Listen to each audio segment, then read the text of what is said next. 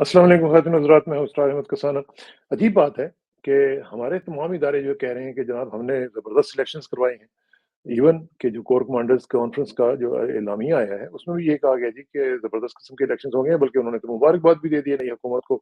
और साथ ही साथ हम देख रहे हैं कि इसके बावजूद जो हमारा सबसे बड़ा एलाई है अमेरिका, उसकी लेटेस्ट जो स्टेटमेंट आई है, स्टेट डिपार्टमेंट के मैथ्यू मिलर साहब की, उन्होंने कहा जी कि ठीक है हम काम करेंगे नई हुकूमत के साथ मिलके, लेकिन जो इर्रेगुलरिटीज़ हुई हैं, जो धांधली वगैरह के इस तरह के जो इल्ज़ामात लगाए गए हैं, उनकी इन्वेस्टिगेशन होना लाज़मी है।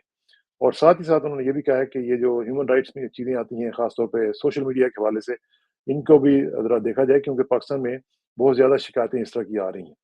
तो ये क्या हो रहा है? और ख़ास तौर पे जिस तरीके से आपने देखा कि एक अजीब-सी कल इलेक्शन कमीशन ने हरकत की कि उन्होंने 45 फॉर्म जो है वो लगाए वहाँ पे अपनी वेबसाइट पे, लेकिन उसमें सब कुछ ज़ाहिर कर दिया कि किस तरीके से धांधली हुई है। तो ये क्या हो क्या रहा है? इसका ज़रा तजिया करते हैं, चलते हैं पाकिस्तान और बात करते हैं जनाब सीनियर सहाफ़ी सलमान आबिद साहब से। हियर कम्स सलमान आबिद साहब, अस्सलाम वालेकुम जी। जी, वालेकुम सलाम जनाब, क्या हाल चाल है? अल्लाह का शुक्र है सलमान भाई।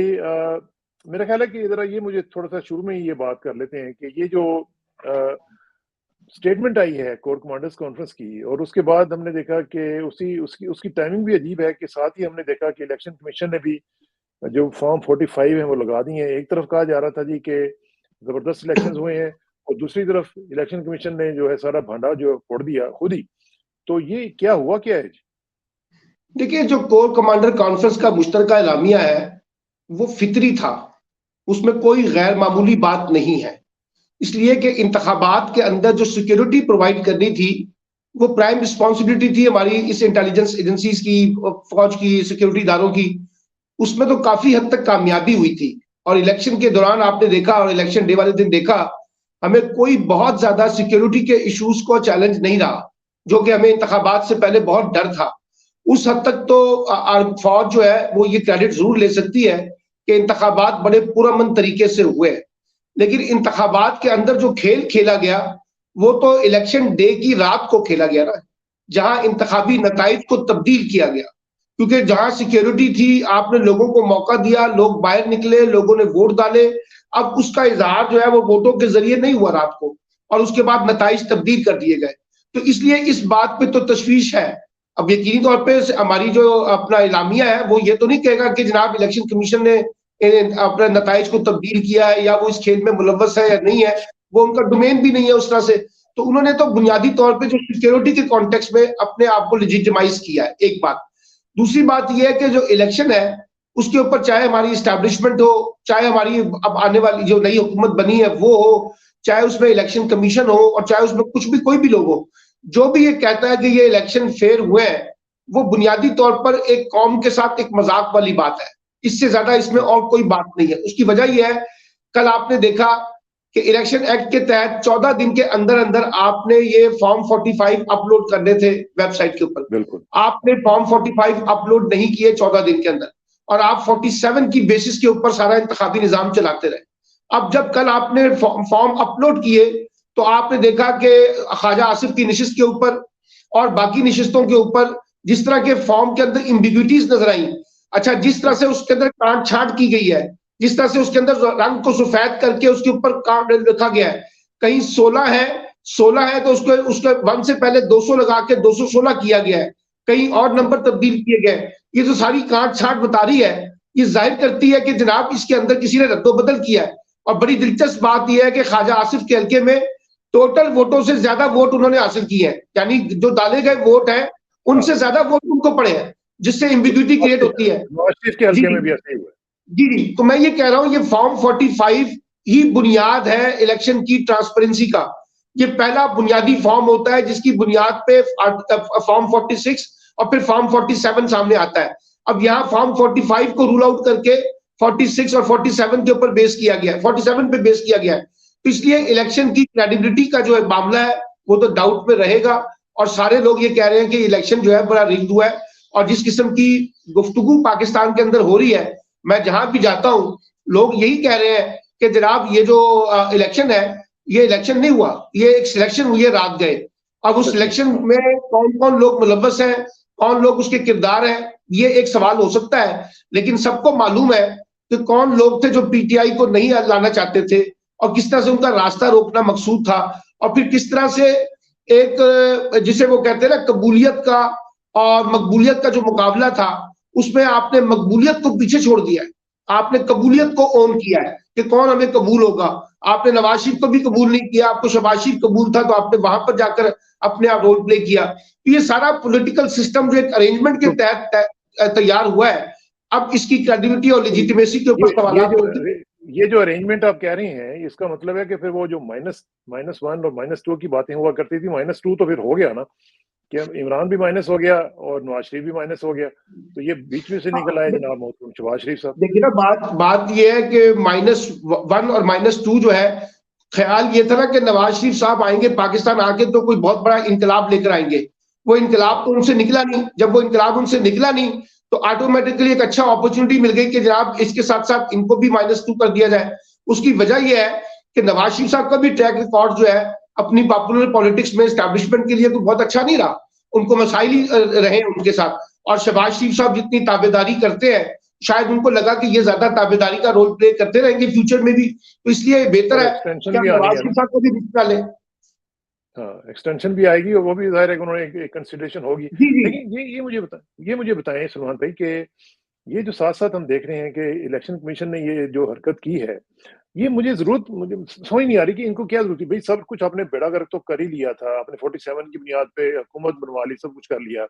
तो फिर अब आपके जब को पता था कि इस तरह की आपने हरकतें की हुई हैं, तो उनको फिर तश्त-तस्बाम करने की क्या ज़रूरत थी? वेबसाइट पे लगाने की? देखिए ना, एक प्रेशर तो है ना उनके ऊपर, दुनिया की तरफ से भी है, पाकिस्तान के अंदर से भी है कि आप फॉर्म 45 अपलोड क्यों नहीं कर रहे? अब फॉर्म 45 अपलोड करने के लिए नहीं, अब फॉर्म 45 को अगर आपने अपलोड करना है तो आपको उसके अंदर फॉर्म 45 में बड़ी बेज़ाब्तगियां पैदा करनी पड़ेगी ना, आपको उसके अंदर काट छाट करनी पड़ेगी, उसमें नंबर तब्दील करने पड़ेंगे। अब ये जो अमल करने की कोशिश की जो कल नाकाम हो गई, लोग बड़े कॉन्शियसली बैठे थे, लोगों ने फौरी तौर पर जाके वेबसाइट के ऊपर जाके उन फॉर्मों को पकड़ा, उनकी कॉपियां करवाई और उनको बाहर निकाल लिया।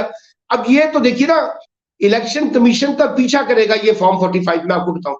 और ये फॉर्म 45 की गूंज हम पार्लियामेंट के अंदर भी सुन रहे हैं कि ये फॉर्म 45 के एमएनए है, ये फॉर्म 47 के एमएनए है, तो ये गूंज तो चलेगी। और मैं बार बार आप ही के प्रोग्रामों में इस इलेक्शन कमीशन के ऊपर सबसे ज्यादा बदएतमादी का मुजाहरा मैं करता था, और मैं कहता था ये इलेक्शन कमीशन जो है ये खुद एक बराह रास्त फरीक बना हुआ है इस इलेक्शन के फ्रॉड में और इलेक्शन को चोरी करने में। और ये साबित हुआ है कि ये इलेक्शन कमीशन जो है जिस तरीके से रोल प्ले कर रहा है, ये लगता ही है कि जैसे ये मुस्लिम लीग नून का इलेक्शन सेल है।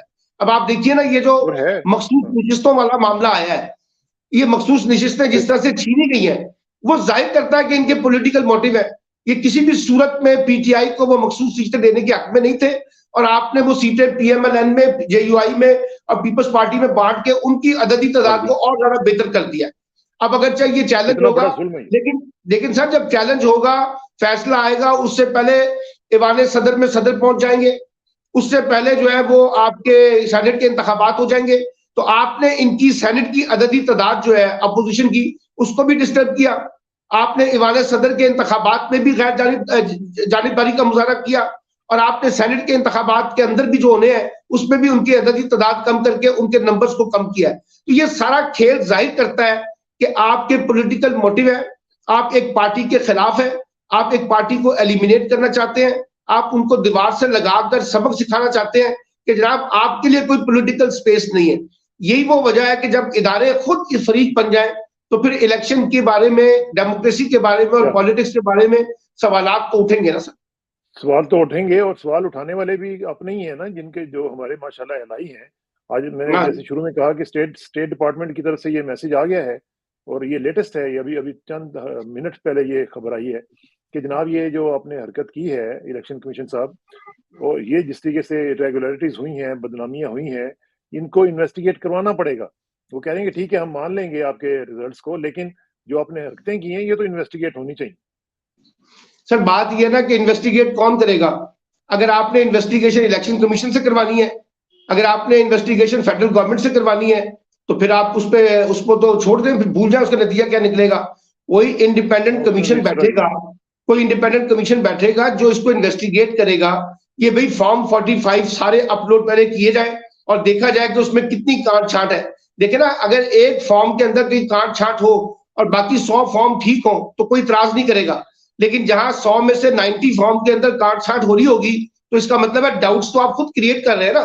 तो इसलिए मैं ये कहता हूं कि जब तक आप एक प्रॉपर इन्वेस्टिगेशन नहीं चलेगी, नहीं होगी, ये बात आगे नहीं बढ़ेगी। देखिए, मैं आपके प्रोग्रामों में सबसे ज्यादा रिकंसिलिएशन का हामी रहा हूं और बार बार कहता हूं कि मुफाहमत होनी चाहिए, अब भी मैं कहता हूं मुफाहमत होनी चाहिए, लेकिन मुफाहमत के लिए कुछ एरर्स को तो आपको दुरुस्त करना पड़ेगा ना, कुछ करेक्शन तो करनी पड़ेगी ना।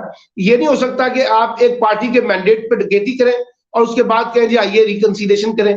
तो मुझे तो वो असेंबली का जो माहौल है, ये जो अभी 3-4 दिन हमने देखा है, इसमें वो रिकंसिलिएशन वाली बात तो पीछे रहती हुई नजर आ रही है, फिर हम महाजराई और टकराव की तरफ जा रहे हैं।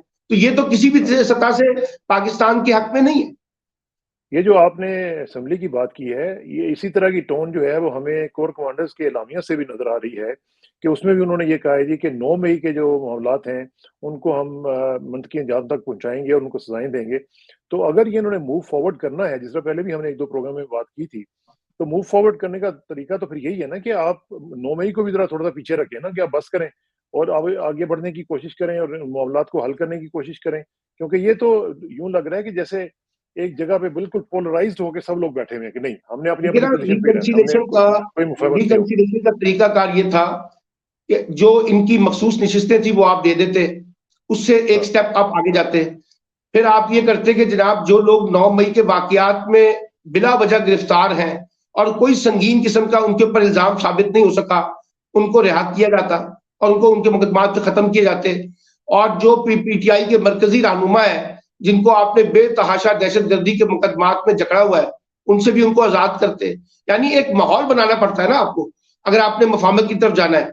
अब एक तरफ आप मुफाहमत की तकरीर कर रहे हैं और दूसरी तरफ आप उनसे मखसूस नशिस्तें छीन रहे हैं, तीसरी तरफ आप उनसे कह रहे हैं कि आपके लोगों को छोड़ा नहीं जाएगा। अच्छा, ये जो अभी हफ्ते वाले दिन एहतजाज हुआ है उस दिन भी लोगों को आपने गिरफ्तार किया है, यानी एक पब्लिक डिमॉन्स्ट्रेशन करने के ऊपर जिन्होंने कोई कानून हाथ में नहीं लिया लेकिन सिर्फ पीटीआई का झंडा लेकर बाहर निकले हैं, आप उनको भी गिरफ्तार करना चाहते हैं। तो मेरा मतलब है ये जो रवैया है कि एक तरफ आप ताकत का इस्तेमाल करना चाहते हैं, एक तरफ आप उनको कुचलना चाहते हैं, एक तरफ आप उनको दबाना चाहते हैं, एक तरफ आप उनको पॉलिटिकल स्पेस नहीं देना चाहते, और दूसरी तरफ आप ये अगर आप कहेंगे जनाब हमने रिकंसिलिएशन करनी है, आए मिलजुल कर बैठ के बात करते हैं, तो ऐसे बात चलेगी।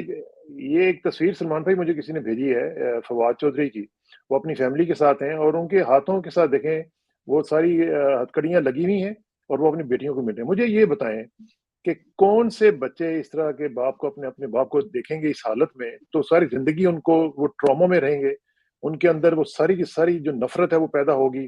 क्या हम मैसेज देना चाह रहे हैं? कितने बड़े ये जराइम इन्होंने किए हुए कि जिनको हम इस तरह की सजाएं दे रहे हैं कि उनकी फैमिलियों के साथ हमने ये सलूक शुरू किया हुआ। देखिए, हमने तो सियासी कारकुनों के चेहरों पे कपड़े ढांप दिए हैं और उनको दहशतगर्द बनाकर पेश किया है। अब फवाद चौधरी का जुर्म क्या है? फवाद चौधरी का जुर्म यह है कि उसने इस्तेकाम पाकिस्तान पार्टी में काम करने से इनकार कर दिया था और उसको कहा गया कि जेलम में एक बड़ा जलसा कराओ, उसने इनकार कर दिया, फिर वो गिरफ्तार कर लिए गए। अब वो पाबंद सलासल है और वो एक जमीर के कैदी हैं। इस वक्त हम सबको पता है कि उनके खिलाफ कोई मुकदमा उस तरह से नहीं है, लेकिन उनको आपने गिरफ्तार किया हुआ है और दबाव यही है लोगों के ऊपर। कल आपने देखा ना पार्लियामेंट के अंदर असद कैसर की तकरीर सुनी है आपने और लोगों की तकरीरें सुनी है, सबने अपने खिलाफ होने वाली वजाहत सुनाई है ना, और सबने बताया कि किस तरीके से उनके साथ सलूक किया गया है। तो कहने का मतलब ये है कि ये काम उनकी तकरीरों को लाइव नहीं ना ले रहे, उनकी तकरीरों को लाइव, लेकिन मसला ये है कि वो सोशल मीडिया पे तो आ रही है ना बाद में। लेकिन अब देखिए ना, अब आप ये देखिए, एक तरफ आप कहते हैं कि रिकंसिलिएशन करनी है, पीपल्स पार्टी और हुकूमत की इत्तेहादी जितनी भी जमातें हैं सबकी तकरीर लाइव दिखाई जा रही है और जितनी अपोजिशन के लोग हैं उनकी तकरीर रोकी जा रही है। अब ये किसी के हुक्म के ऊपर हो रहा है ना सर, किसी ने हुक्म जारी किया होगा तो ऐसा कर रहा है ना, ये किसने हुक्म जारी किया? बनी नहीं है, अभी बनी नहीं बनी। इसका मतलब है कि ये एक स्टेट पॉलिसी नजर आ रही है कि जी पीटीआई के लिए रास्ता नहीं निकालना, उनकी बातें नहीं सुनानी। अच्छा, नहीं सुना रहे तो उससे तलखी बढ़ रही है। अब किसने ये मशवरा दिया था कि महमूद खान अचकजई के घर पे छापा मारा जाए? कौन कह रहा है कि जनाब महमूद खान अचकजई की तकरीर के ऊपर जो है लोगों को बड़ा गुस्सा है? कौन कह रहे हैं कि सरदार अख्तर मैंगल ने जो तकरीर की है उसका बड़ा गुस्सा है? फजलुर रहमान की तकरीर पे बड़ा गुस्सा है। भाई किसने मशवरा दिया है कि इमरान खान की जो डेंटल रिक्वायरमेंट्स हैं उनको ना पूरा किया जाए, उनकी आंखों में तकलीफ है, उनको डॉक्टर से ना मिलने दिया जाए? ये भी तो एक जुल्म है ना। तो इसीलिए मैं कह रहा हूँ ना, ये जो पॉलिसी आपको जो आपने बात की है कि एक तरफ आप मुफाहमत की बात को लेकर आगे चलना चाहते हैं और दूसरी तरफ आप रिकंसिलिएशन चाहते हैं। और ये देखिए इनकी रिकंसिलिएशन क्या है, इनकी रिकंसिलेशन ये है कि माइनस इमरान खान बात की जाए, इमरान खान को बुला दिया जाए, इमरान खान से कोई बात नहीं होगी, पार्टी के लोग आए और पार्टी हमें लीड करे। अब बड़ा उनको प्रॉब्लम हो गया कि जो भी बंदा तकरीर करता है वो पहले इमरान खान का पोस्टर लहराता है, इमरान खान का नारा लगाता है, इमरान खान का जिक्र करता है और कहता है कि रिकंसिलेशन अगर होनी भी है तो आपको इमरान खान के साथ ही बात करनी पड़ेगी। अब यहाँ ये डेडलॉक आ गया ना, इस डेडलॉक को ब्रेक करने के लिए अगर वाकई पाकिस्तान की रियासत और पाकिस्तान की जो नई हुकूमत बनी है सो कॉल्ड, अगर ये चाहते हैं तो इनको कुछ पहले ब्रेक थ्रू तो करना पड़ेगा ना सर, कुछ वे फॉरवर्ड निकालने होंगे ना। ये नहीं हो सकता कि आप उनको दबाकर मफामत की तरफ लाएं। मैं नहीं समझता कि इससे मफामत आगे चल सकेगी, आगे बढ़ेगी। और साथ साथ हम ये भी देख रहे हैं कि जिस आपने बताया कि बेसिकली कुछ ना कुछ मेजर्स लेने पड़ेंगे। जिस तरह हम किसी जमाने में वो सीबीएम्स की बात करते थे कि जी कॉन्फिडेंस बिल्डिंग मेजर्स होने चाहिए, वो सारी जो सारी हैं। अच्छा, अब पीटीआई की तरफ से अगर कोई बंदा इस तरह की बात करता है कि जी सीबीएम्स होने चाहिए या हमें मिल के बात करनी चाहिए, मुफाहमत की बात करनी चाहिए, जिस तरह आप करते रहे हैं। अब फॉर एग्जाम्पल अली मोहम्मद खान जो है उन्होंने बात की इस हवाले से एक शो में, हबीब अकरम के शो में, और बाद में फिर उनके ऊपर जो अटैक हुआ है, जिस तरीके से लोगों ने उनकी लय दे की है। और ये भी तो है ना कि मुफाहमत तब होगी, लोग कहते हैं कि जी जब उनकी तरफ से कोई मुफाहमत की बात ही नहीं है तो फिर आप मुफाहमत की बात किस तरह कर सकते हैं? ये भी तो एक सूरत देखिए मफाहमत तो दो तरफा होती है, एक बात।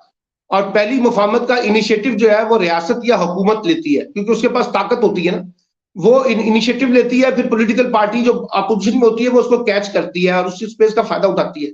अभी हुकूमत की तरफ से वो स्पेस नहीं मिली, ना रियासत की तरफ से वो स्पेस मिल रही है, तो इसलिए पीटीआई के अंदर जो रेजिस्टेंस है वो ये है कि हमें ये कहा जा रहा है कि माइनस इमरान खान आके बात करो, वो हम उसके लिए तैयार नहीं है और वो हम उसके लिए आगे नहीं बढ़ेंगे। और ये कहा जुनैद अकबर ने जो डिप्टी स्पीकर के कैंडिडेट थे कि जनाब हम यहाँ कोई मफामत करने नहीं आए, हम यहाँ अपना हक लेने आए हैं, और वो हक ये है कि इमरान खान समेत सब लोगों को रिहा किया जाए और पॉलिटिकल एनवायरनमेंट जो है वो बदला जाए और जो इस वक्त जो कुछ हो रहा है वो खत्म कर दिया जाए। देखिए ना, 8 फरवरी का एक सबक तो है ना, और वो सबक ये है कि लोगों ने अपनी एक राय का इजहार किया है। आपको अच्छा लग रहा है, बुरा लग रहा है, एक अलग बहस हो सकती है, लेकिन एक इजहार आया है, उस इजहार को तस्लीम भी किया जाए कि आपके तमाम तर इल्जामात के बावजूद, आपके तमाम तर प्रोपेगेंडे के बावजूद लोगों ने उन पर एतमाद किया है और 1,88,00,000 वोट दिए हैं, जो कि अभी अगर ये इलेक्शन की बेजाब्तगियां ना होती तो इन वोटों की तादाद 2 करोड़ से कम होनी थी। तो कहने का मतलब ये है कि इन चीजों को देखकर अब थोड़ा सा एस्टैब्लिशमेंट को भी और हुकूमत को भी एक रास्ता निकालना पड़ेगा ना सर, अगर आगे जाना है। और ये जो सियासी दुश्मनी है कि हम किसी को एलिमिनेट कर देंगे, ये मुमकिन नहीं है। ये देखिए, ये तजर्बे हमने माजी में किए, सबके साथ नाकाम हुए हैं और अब भी नाकाम हो रहे हैं। तो बेहतर है कि हम अपनी पॉलिटिकल करेक्शन की तरफ जाएं, और पॉलिटिकल करेक्शन ये है कि जनाब जिन चीजों के ऊपर हम डेडलॉक पैदा करके बैठे हुए थे वो खत्म करना पड़ेगा और उन्हीं लोगों से बातचीत करनी पड़ेगी जो रेलिवेंट है। देखिए ना, जब शहबाज शरीफ बतौर प्राइम मिनिस्टर लंदन जाके नवाज शरीफ से मुशावरत करते थे तो यहाँ बहुत से लोगों को तकलीफ होती थी ना कि जी वजीर आजम वहां क्यों जाता है। भाई बात ये थी कि पॉलिटिक्स की जो रेलिवेंसी है वो नवाज शरीफ के साथ जुड़ी हुई थी। जब पीपल्स पार्टी की क़यादत बाहर बैठी हुई थी तो लोग यहाँ से जाके बेनजीर से दुबई में जाके मशवरे किया करते थे। इसी तरह से इमरान खान अगर जेल में है तो लोग उन्हीं के पास जाके मशवरा करेंगे ना, कैबिनेट कौन सी बनेगी, कौन सी नहीं बनेगी, किसको रखना है, किसको लाना है, किसको नहीं रखना। क्योंकि पावर ऑफ हिरार्की जो है वो तो इमरान खान के गिर्द घूमती है ना जी। तो आपको अगर डायलॉग करना है, आपको रिकंसिलेशन की तरफ जाना है, तो आपको पार्टी की मरकजी लीडरशिप से ही बात करनी पड़ेगी और उसकी कमांड फिलहाल इस वक्त इमरान खान के पास है। ये जो बाकी जो लीडरशिप है यानी बैरिस्टर गौहर वगैरह, ये तो सहूलतकार है, ये तो फैसिलिटेटर है, एक ब्रिज के तौर पे रोल प्ले कर रहे हैं इस वक्त। असल क़यादत तो इमरान खान की है, लोगों ने इमरान खान को ही वोट दिया ना जी, तो बातचीत भी उसी से होगी। तो मेरा ख्याल ये है, मैं बार बार कहता हूँ कि पीटीआई के लोग हो, एस्टैब्लिशमेंट हो, हुकूमत हो, अगर आपने वाकई आगे चलना है तो फिर एक रियल रिकंसिलेशन की तरफ जाना पड़ेगा। और लेकिन रियल रिकंसिलेशन के लिए आपको पहले कम से कम एक पॉलिटिकल करेक्शन करनी पड़ेगी इस इलेक्शन की बेजाब्तगी के ऊपर, और कुछ हल्कों को टारगेट करके उसका कमीशन बना ले, उसका फैसला कर ले। ये जो है ना इलेक्शन ट्रिब्यूनल में भेजने वाला मामला, इसका मतलब है कि आप ये मसला हल नहीं करना चाहते। मैंने आपको बताया था कि 2013 के केसेस भी अभी तक पेंडिंग है, ये 2024 का इलेक्शन। तो इसलिए अगर आपने आगे बढ़ना है तो एक वे आउट निकाले, वगरना ये तो जाली किस्म की, मसनूई किस्म की, आर्टिफिशियल का जो तरीके से हम रिकंसिलेशन करना चाहते हैं, ये फायदा नहीं देगा। और मैं आपको बताऊं, ये रिकंसिलेशन क्यों करेंगे? रिकंसिलेशन करने का मतलब यह है कि इमरान खान को और स्ट्रांग किया जाए। ये मैं आपको बताऊं, ये क्यों चाहेंगे कि इमरान खान के साथ उसको हम बीच में लेकर आए? ये यही चाहेंगे जो इस वक्त हो रहा है, लेकिन ये ऊपर ऊपर कहेंगे कि जनाब रिकंसिलेशन चाहते हैं। और ये इमरान खान का थ्रेट जो है, ये एस्टैब्लिशमेंट पे भी पैदा करेंगे हुक्मरान तबका, और ये कहेंगे कि जनाब इमरान खान के साथ निगोशिएट नहीं होनी चाहिए, क्योंकि अगर निगोशिएट होगी तो फायदा इमरान खान को होगा। इसलिए ये चाहते यही है कि निगोशिएशन ना हो और हम रिकंसिलेशन की बातें करें, लेकिन साथ साथ जो हमारे पावर पॉलिटिक्स के जो इश्यूज है वो हम एस्टैब्लिशमेंट के साथ मिलकर गिव एंड टेक करके रिजॉल्व करते रहे, और एस्टैब्लिशमेंट पे ये हवा खड़ा कर दे, हवा ये खड़ा कर दे एस्टैब्लिशमेंट पे, अगर इमरान खान आया तो वो आपको छोड़ेगा नहीं। हाँ वही ना, लेकिन इस तमाम सूरत हाल के दौरान जब हम देख रहे हैं कि जो इसकी जो कीमत है वो तो पाकिस्तान को देनी पड़ रही है ना। अब हमारी इकोनॉमी को देखें, मैं अभी आपको एक दिखाता हूँ, ये बल्कि देखें आप, ये जनाब इशफाक हसन साहब ने कहा है कि 7 माह के दौरान 19 अरब डॉलर्स हजम, 1100 अरब के करप्शन केसेस खत्म, जबकि लिफाफा मीडिया जो है वो कह रहे हैं कि अवाम को घड़ी के पीछे लगा दिया गया। ये जो सूरत हाल है, देखे ना, ये जो केयर टेकर्स आए हुए थे, चेयर टेकर्स माशाल्लाह, ये क्या तबाही करके गए हैं पाकिस्तान की, जरा आप अंदाजा लगाएं, जिसमें हमारी इकोनॉमी का बेड़ा गर्क हो चुका है। अब केयर टेकर की तो लॉटरी निकली है ना जी। मौसम नकवी को आपने बुझा दिया, पीसीबी में चेयरमैन लगा दिया। आपने सरफराज मुफ्ती को वजीर दाखिला थे, उनको वजीर आला बलूचिस्तान बना दिया। अब पीपल्स पार्टी पर दबाव डाला जा रहा है कि अनवार कालकर को चेयरमैन सेनेट बना दिया जाए। तो ये तो एक लॉटरी दे दी ना उन्होंने, उनको इनाम भी मिल गया कि जनाब जो आपने शानदार काम किया उसकी कीमत भी आपको अदा कर रहे हैं। और देखिए बात क्या है, ये जो पाकिस्तान जिस जगह पे खड़ा है, ये अगर आप पिछले 2 साल का एनालिसिस करें ना, रिजीम चेंज से लेकर अब तक, तो ये जो सारा एडवेंचरिज्म का खेल हुआ है ना, सारी जो पॉलिटिकल मुहिम जोई हुई है, उसकी बहुत बड़ी कीमत पाकिस्तान की रियासत भी अदा कर रही है, पाकिस्तान के अवाम भी अदा कर रहे हैं, पाकिस्तान की सियासत और जमहूरियत और आइन भी अदा कर रहा है। यानी जिस किस्म के तजर्बात यहाँ पर किए गए, उस तजर्बे की रोशनी में हमने अपना मजाक अपने मुल्क के अंदर भी बनाया है और अपने मुल्क से बाहर भी बनाया है। आप मजाक की बात कर रहे हैं ना, दुनिया उठा रही है, वो भी हमारे सामने। मैं आपको चीज दिखाता हूँ, आपने मजाक की बात की है ना, ये जरा देखें, ये नीता अंबानी साहिबा हैं, ये जनाब इन्होंने एक हार पहना हुआ है और इसके ऊपर लिखा हुआ है कि उन्होंने पाकिस्तान का जीडीपी जो है वो अपने गले में डाला हुआ है। ये इतना बड़ा और महंगा हार है कि, और पाकिस्तान की जीडीपी इतनी छोटी है कि एक हार के अंदर जो है ये समा गई है। ये हमारे मजाक उड़ रहे हैं पूरी दुनिया में, जरा आप अंदाजा लगाएं। आपको ये इस तरह की तस्वीरें देख के और इस तरह के कमेंट्स देख के शर्म आ जाती है। मैं आपको एक बात बताता हूँ, जब वो जो मोईद यूसुफ साहब थे ना, जो हमारे सिक्योरिटी एडवाइजर थे, उनके साथ गवर्नर हाउस में हमारी एक मुलाकात हुई थी कुछ साफियों के साथ। उस वक्त ये नेशनल सिक्योरिटी प्लान जो है ना, पॉलिसी आ गई थी। तो मैंने उनसे पूछा ये नेशनल सिक्योरिटी पॉलिसी के बारे में, तो उन्होंने कहा कि देखिए, अगर पाकिस्तान को 10 साल स्टेबिलिटी के मिलेंगे ना, तो तब तो ये सिक्योरिटी पॉलिसी अपना इंपैक्ट दे सकेगी, एक बात। और दूसरा उन्होंने कहा कि जब हमने ये तय कर लिया कि हम जियो इकोनॉमिक्स और जियो स्ट्रेटेजिक के ऊपर रहेंगे और जंगों के अंदर फरीक नहीं बनेंगे, लड़ाइयों का फरीक नहीं बनेंगे, सिर्फ मईशत पे फोकस करेंगे। तो मैंने उस वक्त एक सवाल पूछा था उनसे, और मैंने उनसे कहा था कि सर ये बड़ी अच्छी बात है, लेकिन सवाल ये है कि ये जो मईशत के ऊपर फोकस करेंगे, ये क्या विदाउट पॉलिटिकल स्टेबिलिटी इंश्योर हो सकेगा? उन्होंने कहा बिल्कुल नहीं होगा। तो मैंने कहा पाकिस्तान का क्राइसिस इस वक्त जो है वो ये है कि हमने अपनी पोलराइजेशन इस नहज पे पहुंचा दी है कि जिससे इकोनॉमी भी ग्रो नहीं करेगी। अब आप ये देखिए कि कितने दावे किए गए थे पिछले 2 साल में कि जी दुनिया हमारे पीछे पीछे फिरेगी, ब्रादर इस्लामी मुल्क हमारे पीछे पीछे फिरेंगे, दुनिया की यहाँ पे आके बिजनेस इन्वेस्टमेंट करेगी। वो सब कहाँ है? इसलिए कि लोग जब पाकिस्तान की इंटरनल सूरत देख रहे हैं, चाहे वो ह्यूमन राइट्स के कॉन्टेक्स्ट में हो, चाहे वो फ्रीडम ऑफ एक्सप्रेशन के कॉन्टेक्स्ट में हो, चाहे वो फ्री एंड फेयर इलेक्शन के कॉन्टेक्स्ट में हो, चाहे वो ह्यूमन पॉलिटिकल विक्टिमाइजेशन के कॉन्टेक्स्ट में हो, चाहे वो पॉलिटिकल अनस्टेबिलिटी के कॉन्टेक्स्ट में हो, इकोनॉमिक अनस्टेबिलिटी के कॉन्टेक्स्ट में हो, आपके इंस्टीट्यूशन मजाक बन रहे हो, तो वहां आके कोई बंदा बाहर से तो छोड़े सर, लोग पाकिस्तान के अंदर बैठ के भी इन्वेस्टमेंट करने के लिए तैयार नहीं होंगे। इसलिए मैं ये कहता हूँ कि ये जो क्राइसिस है ये इतना स्वेर है, लेकिन अनफॉर्चुनेटली कहना पड़ता है कि हमारे यहाँ जिन लोगों के पास ताकत होती है, चाहे वो हुकूमत में हो, चाहे वो हुकूमत से बाहर बैठे हो, उनके सामने रियासत का और मुल्क का मफाद बाद में आता है। पहले वो अपनी विशिष्ट सर्कल के अंदर खेल रहे होते हैं और उसी विशिष्ट सर्कल में किसी की हिमायत और किसी की मुखालफत में इतना आगे चले जाते हैं जिससे पूरा सिस्टम जो है ना उसके ऊपर हम क्वेश्चन मार्क खड़ा कर देते हैं। और आज आप देखिए कि जितनी नाउमीदी है लोगों के अंदर, मायूसी है, बदएतमादी है, इससे ज्यादा माजी में कभी देखने को नहीं मिली।